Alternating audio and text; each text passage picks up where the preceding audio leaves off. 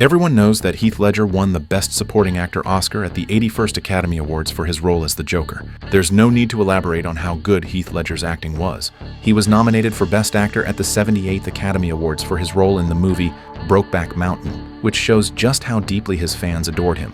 Today, let's take a look at one of his inspirational movies, A Knight's Tale, and see how he transforms from an ordinary young man into a true king. William grew up in Cheapside, a commoner's area in London, England. His father loved him dearly. One day, his father took him to the market to see a passing knight's parade.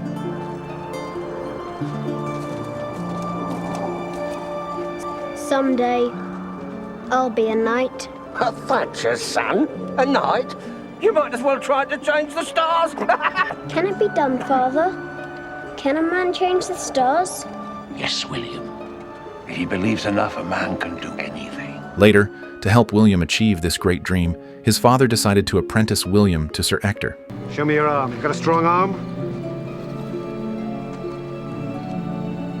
Well, he's a half-starved little scarecrow.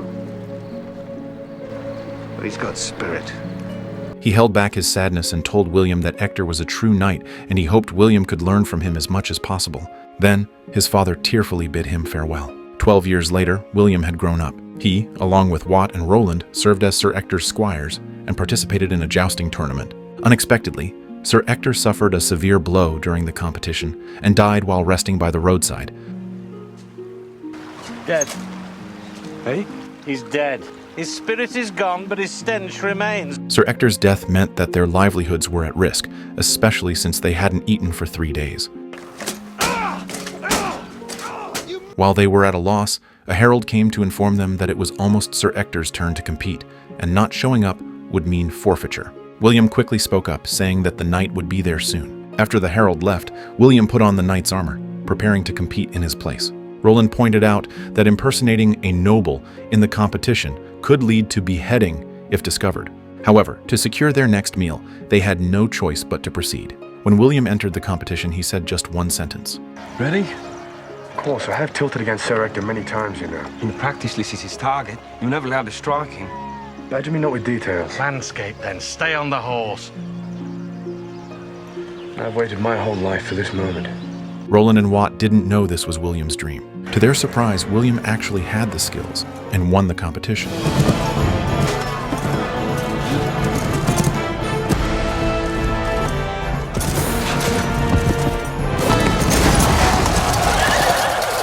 However, his helmet was dented in the process, and so William received the prize, a golden feather wearing a helmet that he could not take off.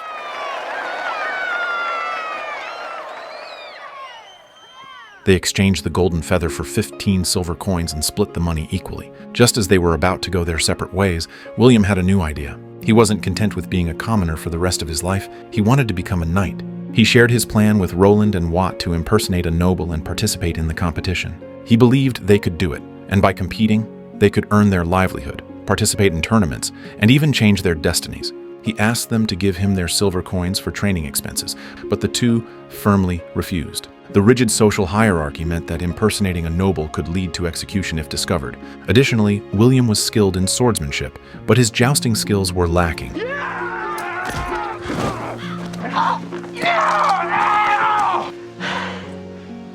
You see how hungry I am?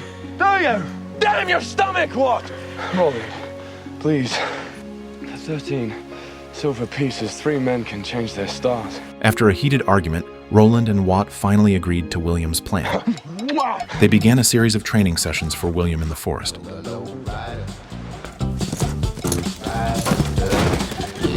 think he's getting worse. He is getting worse. Glory and riches, glory and riches!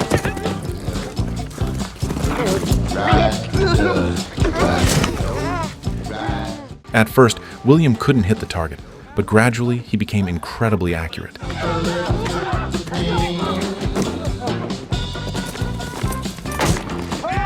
After extensive and rigorous training, William's skills became superb, as if he were born for the competition. They decided to set out to participate in the tournament. On their way, as the three of them were arguing about whose turn it was to ride the horse, a naked man suddenly appeared on the road. His speech was as incomprehensible as his appearance. Seeing him behaving strangely and blocking their path, William took out his dagger. After some conversation, the man said his name was Chaucer. He was a writer, and he could write certificates of nobility. Upon hearing this news, they were somewhat surprised, as this was exactly what they needed at the moment.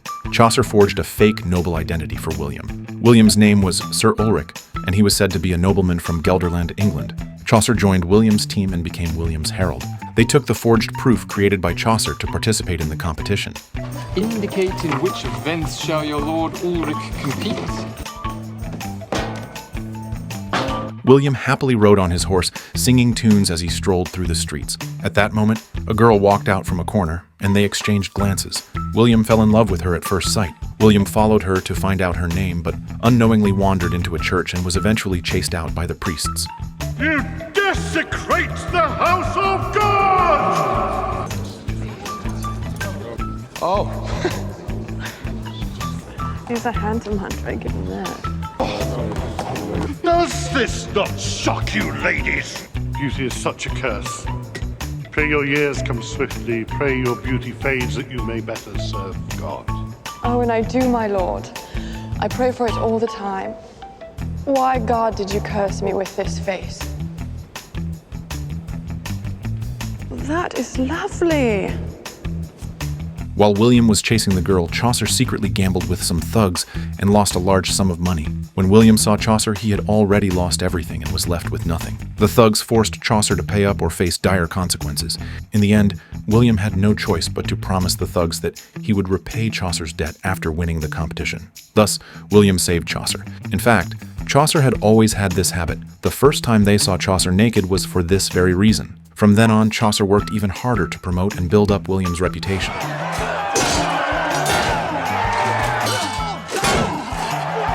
When William won the competition, Chaucer used a series of elaborate praises that amazed the audience. Behold, my Lord Ulrich, the rock, the hard place. Like a wind from Gelderland he sweeps by, blown far from his homeland in search of glory and honor. We walk in the garden of his turbulence.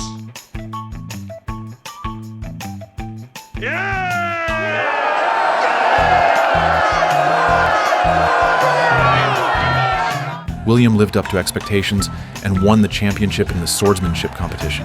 Thus, William won a series of competitions.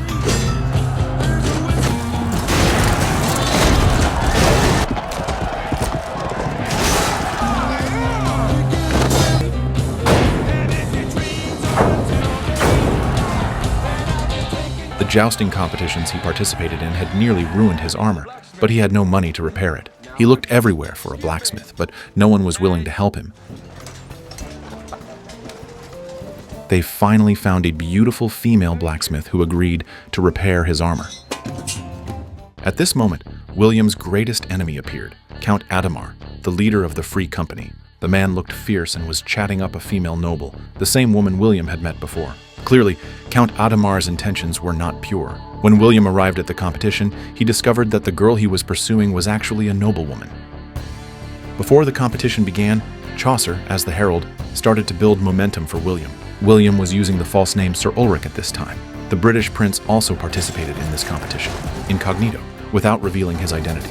During his match with William, he got injured, and the prince, to maintain his honor, requested to withdraw from the competition, which William agreed to. William's decision not only earned the prince's gratitude, but also made the noblewoman watching the competition fall for him. Thus, William won the competition. Afterward, the noblewoman sent a handkerchief with her attendant and told William her name was Jocelyn, which thrilled William. When it came time for the final, William's opponent was Count Adhemar. Count Adhemar was a top-notch competitor who had won many championships and looked down on William, mocking him in front of Jocelyn. In the first round, they tied.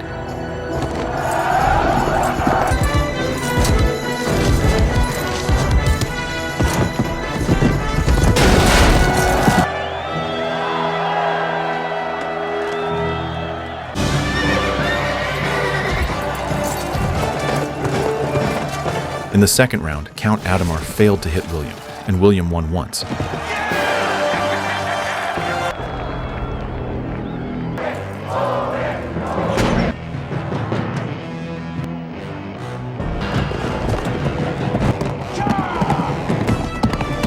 the third round, William missed Count Adhemar. Count Adhemar used his technical advantage to knock William's helmet off directly and won the championship. Count Adhemar taunted William, telling him to go back and practice more before challenging him again. William was hit and felt dizzy. Watt angrily rushed toward Count Adhemar but was pushed back by Chaucer. Although William won the swordsmanship championship, Count Adhemar won the jousting championship, which infuriated William, and he vowed to defeat him. To do this, William decided to give up the swordsmanship competition, which he was good at, and focus solely on the jousting competition. The prize for the swordsmanship competition was a golden war horse, which he used to pay off Chaucer's debt and also settled what he owed the blacksmith. Kate wanted to go to Paris with them, but was rejected by William, and she left angrily. William wanted to leave for Paris immediately because the Paris tournament would begin in just 1 week. Chaucer wanted William to attend the victory banquet, but William wanted to set off for Paris directly. Just as they were arguing endlessly, Jocelyn's attendant asked them what color clothes William would wear to the banquet so that Jocelyn could prepare a matching outfit. This way, William had to attend the ball. However, William couldn't dance, no matter how hard Watt and Chaucer tried to teach him. Twirly, twirly, twirly, how? Just then, Kate appeared. After William sincerely apologized, Kate began to teach him how to dance. At the ball, Count Adhemar had intended to make things difficult for William, but luckily Jocelyn helped William out of the predicament. The two danced joyfully and won the applause of the entire hall.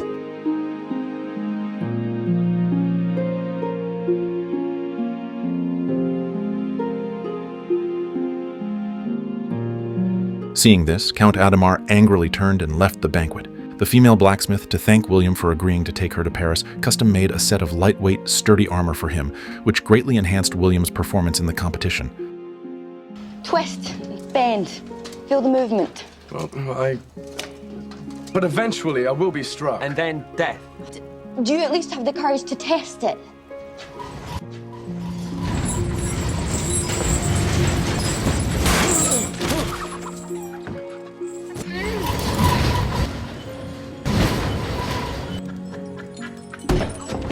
In the subsequent competition, Count Adhemar's opponent was the British prince, and to flatter the prince, Count Adhemar forfeited the match directly. The British prince wore a helmet, and no one else knew his identity. When it was William's turn to face the prince, even though he knew the prince's identity, he charged forward as usual. Give me the lance! Give me the lance!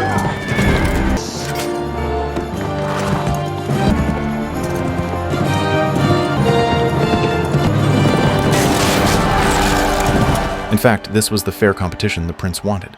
William and the prince tied, and William gave the prince the respect due to an opponent. This unyielding knightly spirit won the prince's appreciation, and thus, William won the final championship and took home the golden trophy. However, William was not happy because Count Adhemar had withdrawn from the competition. He felt that he could only be the true champion if he defeated Count Adhemar. William won competition after competition, but Count Adhemar was recalled to the military and sent to the front lines. Therefore, Count Adhemar could no longer participate in the competition this season, which frustrated William.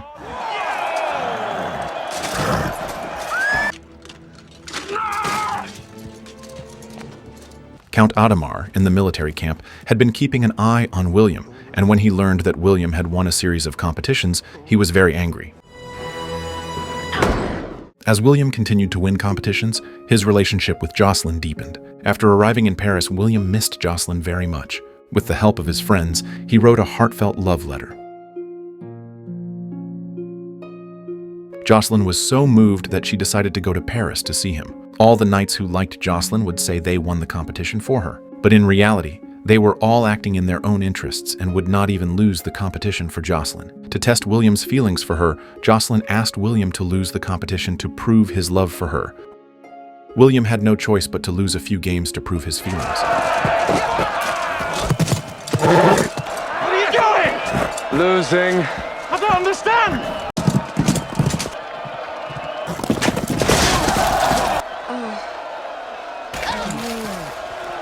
Look, Jocelyn told me I should lose to prove my love. Oh, God, I'd rather you were blind. Don't be foolish, Will. Each woman wants proof, that's all. Proof of what? Well, then why in the name of Saint Swithin are we doing this? Because...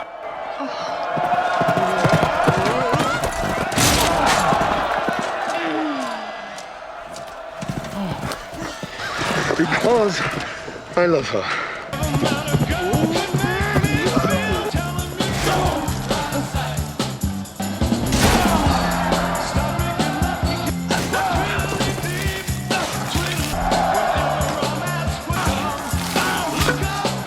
I'm gonna lose everything! That's why it's called gambling.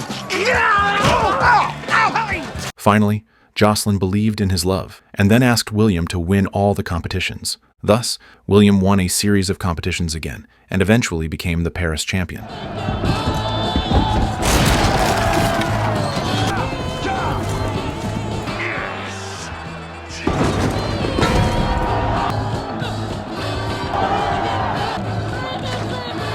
Jocelyn also confirmed her feelings for William one night.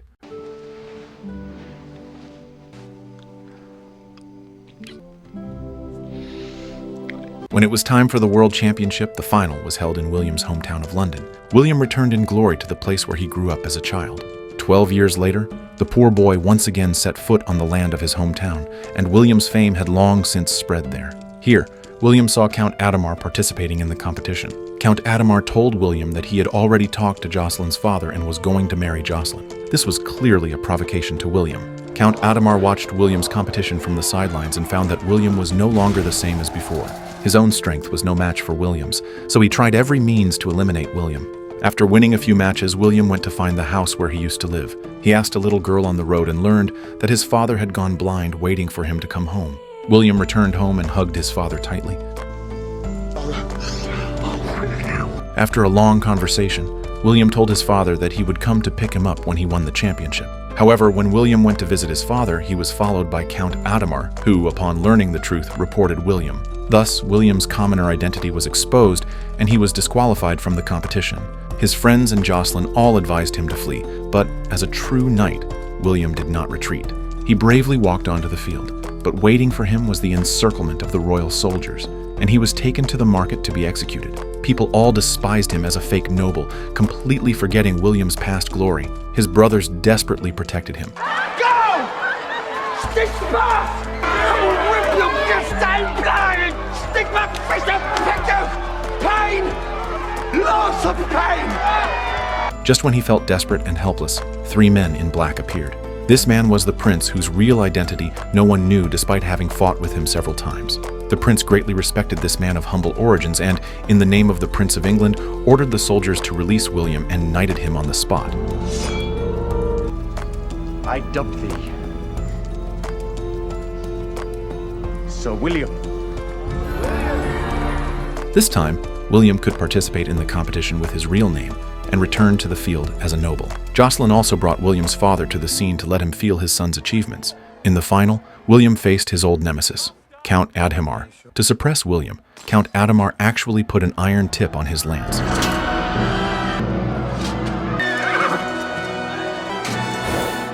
The competition officially began and both charged at each other.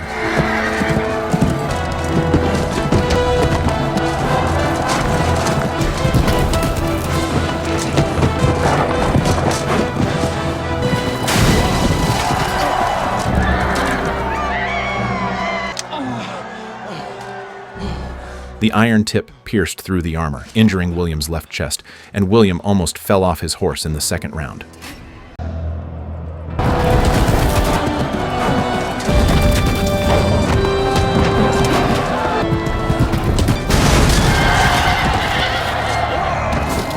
The injured William did not give up. To breathe normally, he took off his helmet and armor. He had Roland tie the lance to his arm. He was going to fight this old enemy to the death.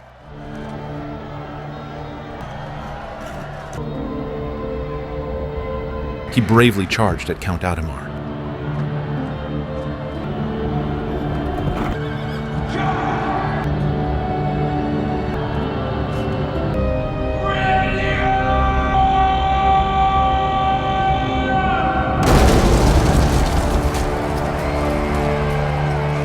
Finally, William used his last strength to win the competition, and everyone cheered for him.